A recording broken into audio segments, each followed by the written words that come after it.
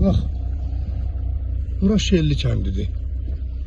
Bak bu deməli o vaxtı burada bu ərazidəydi. Hardasa bir dənə də raket vardı. Neyse. Diyeceğim nedir? Ben geçen ay gelmiştim Şelli'ye. Şelli bugün de döyülüdür. Bu Şellini temiz yurd edib dağıdırlar. Səbəb nədir? Bunun Şelli cəmaatı görən məlumatı var, yoxdur. Bax nədirsə, yəni öyle evler vardı ki, hardasa 10.000 manatla 10.000 manat xərcinə bu evlerin içine girip yaşamaq olardı.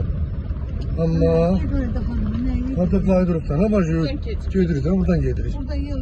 Yok, bu zaten gedir. Bu idarədə nə? Yok, idare değil. Neyse. Tamı deyil, şəhərli yok şimdi, hanı mı? Təzə işdi bak bunlar hamısı. Böyle, bak. Qabaqda da neyse bir obyekt tikiblər. Bak orada, şimdi ya onlar eləyir ya. Kim eləyirsə bunun görən adəti qurumlarından xəbər var, yoxdur. Evet. Dayan.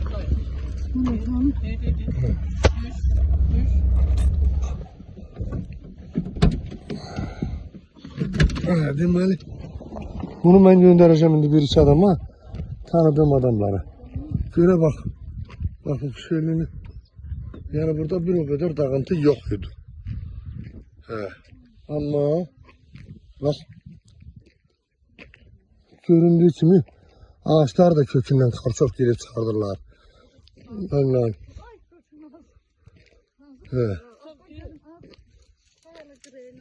Bax. Buna bak. Xahiş edirəm bunu görənlər paylaşsın.